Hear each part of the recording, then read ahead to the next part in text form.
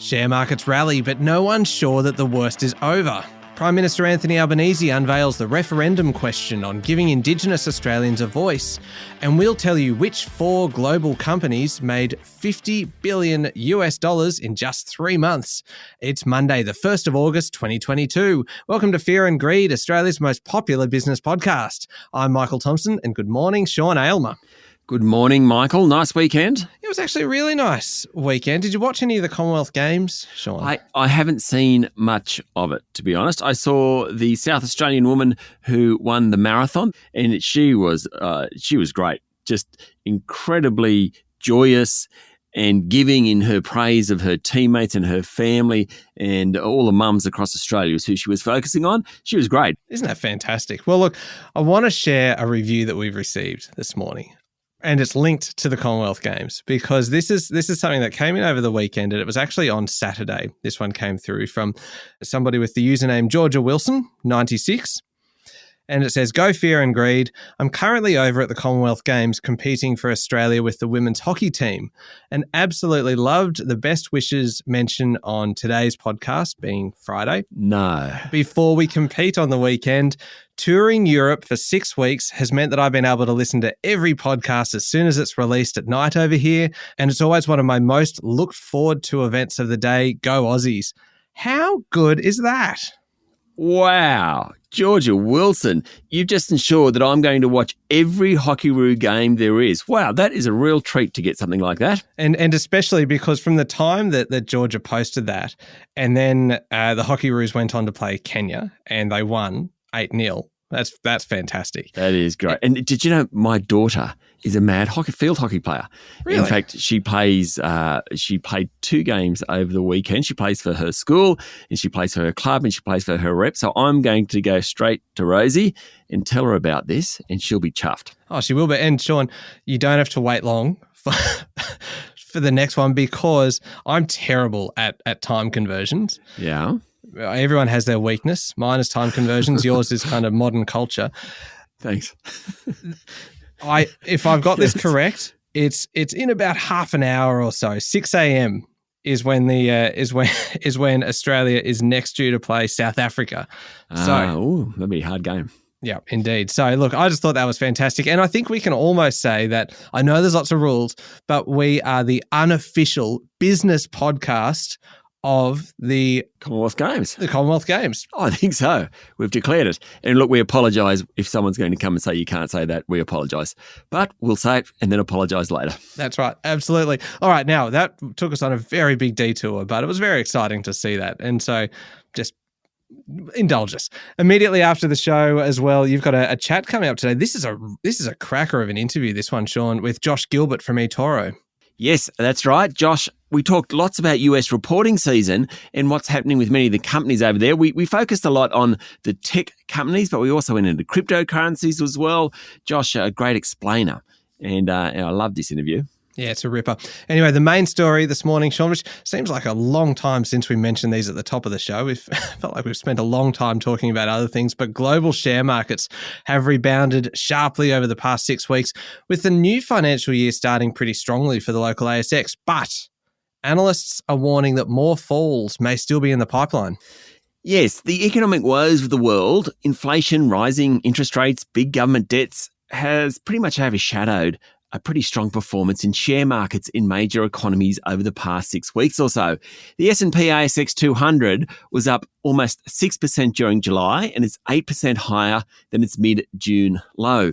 The S&P 500 on Wall Street is up 10% from its lows. The tech-heavy NASDAQ has jumped a massive 16% since its lows in kind of mid-June. European markets, which have been hit really hard by the energy crisis, are doing well as well. London's FTSE 100 is up 6% from its lows, while the Stoxx Europe 600, which measures the 600 largest companies in the region, is up close to 10%. So while we have been focusing on interest rates and inflation, equity markets have done really well. So what's behind it all, Sean? Why the strong performance over the past 6 weeks? There's just more confidence about the global economy and the Australian economy weathering the rising inflation and interest rate environment a bit better. You can see that in the bond market. In the past few weeks, All the action there suggests interest rates might not rise by quite as much as expected. And that's because investors think maybe inflation won't be out of control. Earnings season has been going on in the US and it's turned out to be better than expected, with about 3/4 of companies beating analysts' expectations. Now, some bellwethers have underperformed, notably Walmart and United Parcel Service. That's a great one to look at because obviously it knows what's tracking around that big economy. But really, outside a couple of companies, things aren't too bad. This confidence is slightly ironic given how quickly central banks are lifting interest rates. The Reserve Bank of Australia is likely to lift the official cash rate by 50 basis points tomorrow, following last week's inflation reading of 6.1% annualised. Inflation in Europe and the UK and US are all at multi-decade highs and rates are rising sharply. But the fact that central banks are reacting so quickly is kind of giving confidence to investors. Sean, can I admit something slightly embarrassing? It never occurred to me that UPS stood for United Parcel Service. Oh, really? Until you spelt it out just then. I've always, you know what they do, you know it's UPS, makes perfect sense that it's United Parcel Service. But if you had said to me, what does UPS stand for? You wouldn't have known, really. Probably wouldn't have known. So you have taught me something today. There you go. Wonderful. Now, what about Australia and the local region? What's happening? Well, it's a bit the same. Investors seem to be a bit more confident, certainly than governments and regulators. Remember last week, Federal Treasurer Jim Chalmers was very downbeat about the local economy. Also, the International Monetary Fund came out over the weekend, cut its growth forecast for the Asia-Pacific region this year to 4.2% and dropped its forecast for next year to 4.5%. Now, the downgrades mostly reflect the energy crisis spurred on by Russia's invasion of Ukraine, rising global interest rates, and really importantly is China's economic slowdown. It's obvious but worth repeating. China is all important to the region and to Australia. Now, the IMF thinks it will expand at about 3.3% this year, 4.5% next year. That's well below Beijing's forecast of 5.5%. Really significant what happens to China, because that may actually decide the trajectory of Australia and beyond.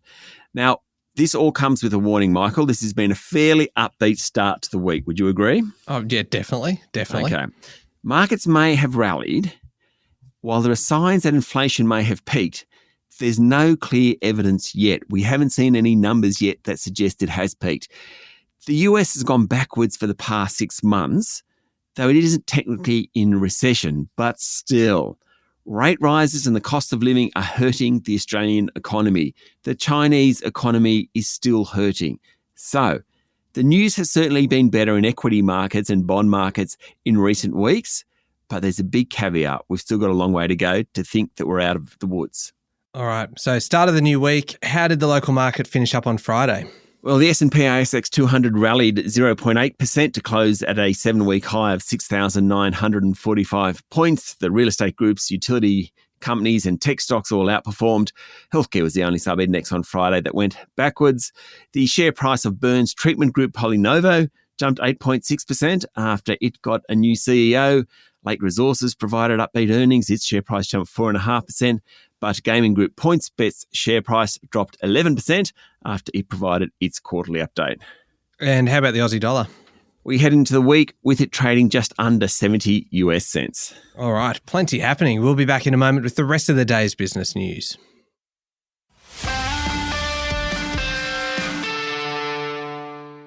Sean, not everything is dire in the housing market, with sales at the top end in particular not always suffering, but undoubtedly there is less stock going up for sale. Yes, around 1/4 of Sydney vendors are pulling out of the auction market at the moment as clearance rates fall, according to CoreLogic. That's nearly double the normal rate. But anecdotally, some more expensive houses are still selling. Overall, Sydney recorded a preliminary clearance rate over the weekend of 56%. Melbourne was even better at 61%. Adelaide continues to top the league tables at 80%. Canberra was 54%. Brisbane's dropped quite a bit. It's down to 46%. Perth's at 44%. But if you read the media, there are lots and lots of anecdotes of houses going above reserve. All right. Now, Sean, Prime Minister Anthony Albanese was in northeast Arnhem Land over the weekend and unveiled the proposed question for a referendum on the introduction of an indigenous voice to Parliament. Mr Albanese emphasised it was a simple question, and it needed to be because it needs to be easily understood for all Australians. It is, do you support an alteration to the Constitution that establishes an Aboriginal and Torres Strait Islander voice? Now, details of the voice will then be worked out following consultation. So there's a little bit of trust me in this. Now, the Prime Minister said it was important to have a constitutionally enshrined voice to ensure policies involving indigenous people worked with their best interests in mind. The timing of the referendum is still unknown, but it's probably expected next year. We're going to hear plenty about the voice over the next 12 months or so. Yeah, we certainly will. Now, more than $2 billion has been paid out in insurance to customers affected by the February-March floods in Queensland and New South Wales. And claims still haven't been settled because of the shortage of experts needed to make assessments. Personal claims average about $17,000 and commercial claims average about $71,000, with nearly 40% of the value of all claims having been paid to customers. The Australian Energy Regulator has secured a record $35 million in civil penalties against big energy companies, including Origin Energy, Energy Australia and Alinta Energy. It was for a range of breaches, including failing to help customers in financial difficulties. Several wind farms were also fined millions of dollars, Michael, for putting energy into the grid without proper approval during the Black System event in South Australia back in 2016, that was. The $35 million in penalties against energy companies in 2021-22 was 7 times higher than the previous year. Australian Energy Regulator Chairwoman Claire Savage said the regulator would be looking closely to ensure companies were doing the right thing by their customers as they push through higher prices. That's going on right now. Sean, Star Entertainment says the cost of its new casino at Queen's Wharf in Brisbane has blown out and the opening is going to be delayed by up to half a year. Star blamed higher material costs, COVID-19 and unusually high rainfall for the 10% jump in costs. The so-called integrated resort on the Brisbane River will replace its current Treasury venue. Of course, the company still faces a potential probe by the Queensland government into its operations. There was some good news. It said revenue is recovering because its gaming floors are open without restrictions. And for the last financial year, the group as a whole, remember it has casinos in Sydney, the Gold Coast and in Brisbane, its turnover came in at about $1.5 billion. All right, now we all love a good list, Sean, and the Financial Review has released its list of richest bosses. No surprise, Andrew Forrest has topped the rankings. Yes, the value of his stake in Fortescue is more than $20 billion. He has another $10 billion in assets, but this list looks at ownership of companies that they work in, people work in. Next in line is WiseTech Global CEO Richard White. He's had quite a ride with WiseTech's share price doubling in the final 6 months of last year and then falling 40% in the first 6 months of this year before jumping again in recent weeks. His stake in the logistics software business is worth $4.7 billion. Harvey Norman's Jerry Harvey is third at $1.5 billion, followed by NetWealth co-CEO Michael Hine.